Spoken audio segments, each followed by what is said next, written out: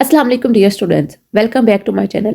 आज का जो हमारा टॉपिक है वो है 9th क्लास बायोलॉजी चैप्टर 8 का सेकंड पार्ट, जिसके अंदर हम डिस्कस करेंगे पास्ट पेपर के क्वेश्चंस, गेस्ट पेपर और analytical questions, mean conceptual questions.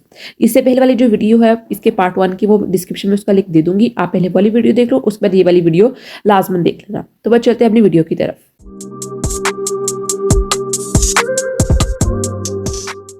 बच्चों, कल मैंने एक वीडियो बनाई थी जिसके अंदर मैंने आपको समझाया था कि 50 to 25% पेपर जो है वो आपका एनालिटिकल और कंसेप्चुअल बेस्ड आएगा। मीन्स की स्टेटमेंट जो होंगी वो बुक में से ही होंगी, लेकिन उन्हें आपसे रीजनिंग पूछी होगी कि ये चीज़ें हो रही हैं तो क्यों हो रही हैं। मीन्स कॉन्सेप्ट के ऊपर आपकी जो जनरल एप्लीकेशन है उसके ऊपर आपके क्वेश्चन बनेंगे। तो इसलिए फिर मैंने ऑलरेडी अपनी सीरीज बनाना स्टार्ट की हुई है, जिसके अंदर मैं आपको गेस्ट पेपर के साथ एनालिटिकल क्वेश्चन भी बताती हूँ कि किस तरह हमने एनालिटिकल क्वेश्चन को देखना है और उनको सोल्व करना है। आज हम स्टार्ट करते हैं चैप्टर 8 का पार्ट 2, जो कि है digestion in human. Basically digestion in human से ज़्यादातर जो होता है हमारे पास लॉन्ग क्वेश्चंस आते हैं।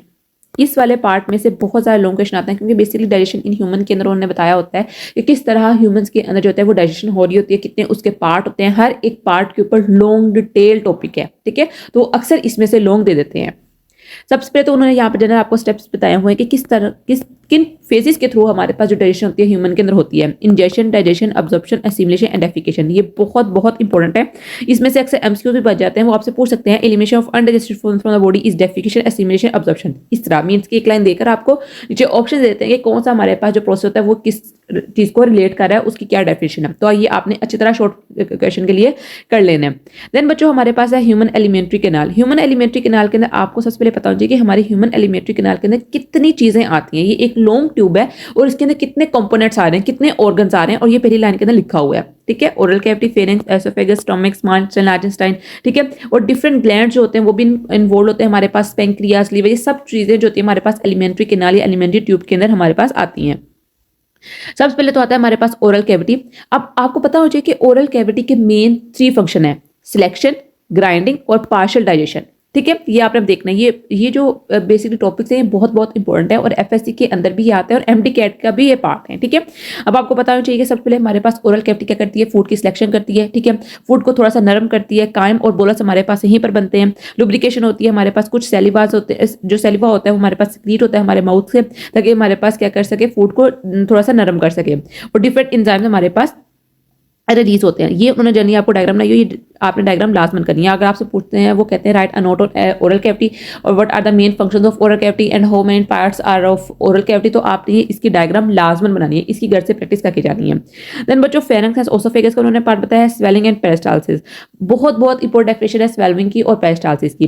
पेरिस्टाल्सिस के साथ ही एक वर्ड होता है जिसको कहा जाता है एंटी पेरिस्टाल्सिस। पेरिस्टाल्सिस बेसिकली क्या होता है, ड्यू टू ग्रेविटी आप फूड को अपने अंदर लेके जा रहे हो, मींस कि आपके स्टमक तक जो है वो फूड जा रहा है, ये पेरिस्टाल्सिस है। लेकिन जब vomiting means against the gravity हो रहा है, आप ऊपर से लेके नीचे तक खाना लेके जा रहे हो, लेकिन अगर खाना नीचे से ऊपर की तरफ आ रहा है, आपके माउथ से बाहर आ रहा है, मीन वोमिटिंग की सिचुएशन हो रही है, तो उसको कहा जाता है एंटी पेरिस्टाल्सिस। ये डेफिनेशन है, तो आप अपने ज़हन में रख लेना। देन बच्चों, उन्होंने स्टेप्स बताए हैं स्वेलिंग की, इसकी डायग्राम करने की जरूरत नहीं है। ठीक है, आपने सिर्फ इतना देखना है कि स्वेलिंग के अंदर हमारे पास ओसोफेगे के ऊपर क्या फर्क पड़ता है, ट्रैके के ऊपर क्या फर्क पड़ता है, विंडपाइप के ऊपर क्या फर्क पड़ता है। ठीक है, ये क्या चीजें होती हैं। देन बच्चों, उन्होंने पेरिस्टाल्सिस की डेफिनेशन दी है। अगर वो आपसे पूछते हैं कि पेरिस्टाल्सिस क्या है, तो आपने इसकी लाजमन ये डायग्राम बनानी है। ठीक है, घर से प्रैक्टिस करके जानी है और इसकी डायग्राम लाजमन बनानी है। ठीक है बच्चों, और आपसे पूछ सकते हैं कि हमारे पास क्या फर्क पड़ता है, मसल्स रिलैक्स होते हैं, मसल कॉन्ट्रैक्ट होते हैं, फिर डायरेक्शन ऑफ फूड और मूवमेंट क्या किससा चेंजेस आती हैं, फूड कैसे हमारे पास ऊपर से नीचे जा रहा होता है। और ये देखो यहाँ पर उन्होंने लिखा भी हुआ है, if due to any reason direction of the peristalsis reverse what would be the result, vomiting. और इस स्टेट को कहा जाता है एंटी पेरिस्टाल्सिस। ठीक है, इसको भी आप बुक पे लिख सकते हो। देन बच्चों, मोस्ट इंपॉर्टेंट है स्टमक, हमारे पास डाइजेशन, चर्निंग एंड मेल्टिंग। ये मेन पोर्शन है किसका, स्टमक का। अब इसके डिफरेंट पार्ट हैं। ठीक है, डिफरेंट इसके अंदर स्फिंक्टर्स हैं, इसके सब पार्ट्स हैं। ये देखो यहाँ पे सारा कुछ लिखा हुआ है। ठीक है, कार्डिक पोर्शन है, पाइलोरिक पोर्शन है, कार्डिक स्फिंक्टर है, पाइलोरिक स्फिंक्टर है। ठीक है, डिफरेंट हमारे पास ग्लैंड्स हैं। ये डायग्राम बहुत बहुत इंपॉर्टेंट है। आपसे अगर उन्होंने स्टमक पे कह दिया नोट लिखें, तो आपने डायग्राम लास्ट में बनानी है। अब यहाँ पर जो बच्चे अक्सर कंफ्यूज करते हैं, वो यहाँ पर होते हैं कंफ्यूज कार्डिक स्फिंक्टर के बारे में और पाइलोरिक स्फिंक्टर के बारे में। जो कार्डिक स्फिंक्टर होता है वो होता है ओसोफेगस के दरमियान और हमारे पास बॉडी और स्टमक के दरमियान। जो पाइलोरिक स्फिंक्टर होता है वो ड्यूडेनम की तरफ कनेक्ट करता है। ठीक है, तो आपको ये पता होना चाहिए, आपकी बुक के ऊपर लाजमन मेंशन है। देन बच्चों यहाँ पे पूरा लॉन्ग है आपका क्वेश्चन, ठीक है। ये आपने सारा करना है। गैस्ट्रिन के बारे में उन्होंने बताया हुआ है, किस तरह हमारे पास जो सेल्स होते हैं वो रिलीज करते हैं गैस्ट्रिक जूस को, एचसीएल कैसे कन्वर्ट होता है हमारे पास, किस तरह वो अपने लो एसिडिक फूड के अंदर कन्वर्ट कर रहा है, सब कुछ ये आपने लास्ट में पढ़ लेना है। देन बच्चों स्मॉल इंटेस्टाइन को डिफरेंट फंक्शन बताए हुए हैं, बाइल्स की जो है pancreatic juice, intestine juice, different types of enzyme release हो रहे हैं। ये बात आपने याद रखनी है कि डिफरेंट पार्ट्स के अंदर different types of enzyme release कर रहे हैं। जिस तरह की वो एंजाइम रिलीज कर रहे होंगे वही फंक्शन होगा उनके ऑर्गन्स का, ठीक है। अब अगर वो कार्बोहाइड्रेट्स के एंजाइम रिलीज कर रहे हैं वो कभी प्रोटीन्स को डाइजेस्ट नहीं करेंगे, प्रोटीन्स के एंजाइम जो होंगे वो प्रोटीन को ही डाइजेस्ट करेंगे, ठीक है। अब देखो यहाँ पर लिखा हुआ है ट्रिप्सिन, पेंक्रियाटिक अमाइलेज और लाइपेज। अब लाइपेज जो होता है वो लिपिड्स को क्या करता है, डाइजेस्ट करता है। अब लाइपेज जो होता है वो हमारे माउथ के अंदर मींस के ओरल कैविटी के अंदर वो रिलीज नहीं होता, वहां पर सिर्फ ट्रिप्सिन रिलीज होता है, वो सिर्फ स्लाइट अमाउंट ऑफ कार्बोहाइड्रेट्स को क्या करता है, डाइजेस्ट करता है। ज्यादातर जो मेन डाइजेशन होती है वो हमारे पास स्टमक में होती है, ओरल कैविटी के अंदर बहुत कम डाइजेशन होती है, ठीक है। तो सारा उन्होंने यहाँ पे लिखा हुआ इलियम, विलाय, ठीक है, सब कुछ उन्होंने लिखा हुआ। लैक्टियल क्या होते हैं, कैसे हमारे पास फूड जो होता है हमारे पास ब्लड के अंदर एब्जॉर्ब हो रहा है, ये बहुत बहुत इंपॉर्टेंट है हमारे पास। इसकी डायग्राम जो है वो ये गिवन है नीचे, ये देखो folds and villi in small intestine, ठीक है। ये लार्ज इंटेस्टाइन की डायग्राम नहीं है, ये स्मॉल इंटेस्टाइन की, तो आप ये डायग्राम लाजमन करनी है अगर आपको स्मॉल इंटेस्टाइन पे नोट आ रहा है। देन बच्चों लार्ज इंटेस्टाइन हमारे पास अपेंडिक्स के बारे में बहुत बहुत इंपॉर्टेंट डेफिनेशन पूछी जा सकती है, क्योंकि अपेंडिक्स जो है वो हर तीसरे पेशेंट जो होता है वो अपेंडिक्स का शिकार हो जाता है, ठीक है। तो और पूछना है कि अपेंडिक्स को हम कैसे रिमूव कर सकते हैं, इसके लिए एक स्पेसिफिक सर्जरी होती है जिसके थ्रू हम इसको रिमूव कर देते हैं, ठीक है। देन हमारे पास है लार्ज इंटेस्टाइन की डिफरेंट पार्ट्स है हमारे पास। उसके बाद हमारे पास फूड होता है हमारे पास बॉडी से हमारे पास एलिमिनेट हो जाता है, ठीक है। अब इन्होंने यहाँ पे बताया हुआ है कि हमारे पास जो बच्चा होता है उसका जो वॉलेंट्री कंट्रोल जो होता है वो क्या होता है, वो इतना पावरफुल नहीं होता, ठीक है। वो खुद अपने ऊपर कंट्रोल नहीं कर पाता, वो खुद ब खुद मतलब कि उसकी जो डेफिकेशन हो जाती है वो हो जाती है। लेकिन जो ह्यूमंस होते हैं वो क्या करते हैं, वो कंट्रोल कर देते हैं अपने डेफिकेशन के प्रोसेस के ऊपर, ठीक है। देन हमारे पास है रोल ऑफ लीवर। लीवर की डेफिनेशन भी लास्ट डायग्राम लास्ट में करनी है। लीवर बहुत बहुत इंपॉर्टेंट पार्ट है, ठीक है। आपको ये सारे स्ट्रक्चर्स आने चाहिए कहाँ कहाँ हमारे पास ये स्ट्रक्चर प्रेजेंट है, ठीक है बच्चों। देन बच्चों उन्होंने डिफरेंट फंक्शन बताए हुए हैं लीवर के। लीवर के फंक्शन बहुत बहुत इंपॉर्टेंट है, लीवर बहुत इंपॉर्टेंट रोल प्ले करता है। और आपने ये याद रखनी है कि हमारे पास एक ऐसा ऑर्गन है जिसको हम कहते हैं रीजनरेटिव ऑर्गन, ठीक है। ये ऐसा ऑर्गन होता है कि हमारे पास ये रीजनरेट कर जाता है। अक्सर आपने सुना होगा कि एक मतलब कि जिनका ब्लड ग्रुप सेम मैच कर जाता है डोनर और अपने रिसेप्टर का, वो क्या कहते हैं कि वो अपना एक लीवर अपने पेरेंट को या किसी को डोनेट कर देते हैं, और जो जिसने डोनेट किया होता है उसके अंदर भी लीवर दोबारा रीजनरेट कर जाता है, और जिसको दिया होता है उसको भी उसके अंदर भी लीवर जो होता है वो रीजनरेट कर जाता है। तो लीवर के अंदर ऐसी प्रॉपर्टी होती है कि वो रीजनरेट कर जाता है। तो आपने इसके फंक्शन लाजमन करने, ये बहुत बहुत इंपॉर्टेंट है, ठीक है बच्चों। देन बच्चों डिसऑर्डर्स ऑफ गट, यहाँ पर उन्होंने 3 डिसऑर्डर्स लिखे हुए, लेकिन इसके डिसऑर्डर्स बहुत बहुत ज्यादा होते हैं।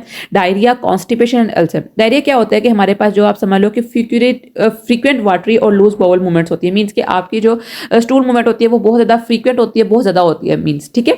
अब आपने इसको देख लेना है, लोगों के हिसाब से भी आपको ये आ सकता है, इसमें कोई शक नहीं है, ठीक है।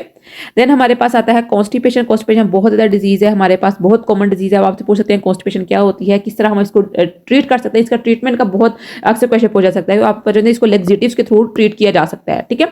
उसके बाद हमारे पास अल्सर है। अल्सर क्या होता है हमारे पास, अक्सर आप कहते हैं कि हमारे सीने में क्या होती है, जलन हो रही होती है, ठीक है। आपको वो समझ नहीं आ रहा है, अजीब सी बर्निंग सेंसेशन हो रही होती है, वो बेसिकली क्या होती है, वो अल्सर ही होती है, ठीक है। क्योंकि जो हमारे पास गैस्ट्रिक जूस होता है वो क्या होता है, वो एसिडिक होता है, वो हमारी जो लाइनिंग होती है स्टमक की उसको क्या कहता है, डिस्ट्रॉय कर देता है, ठीक है, जिसकी वजह से हमें एसिडिटी का एहसास होता है। इसलिए डॉक्टर जो होते हैं रिकमेंड करते हैं कि आपने कोक नहीं पीनी है, ज्यादा मसालेदार खाने नहीं खाने, बाहर के जंक फूड नहीं खाने, शवारमा बर्गर वगैरह नहीं खाने, ठीक है। ये जनरली चीजें जो कि डॉक्टर जो होते हैं प्रिस्क्राइब करते हैं कि अल्सर के दौरान आपने ही करनी, और ये चीजें जो होती हैं अल्टीमेटली कॉन्स्टिपेशन को भी बढ़ाती हैं, ठीक है।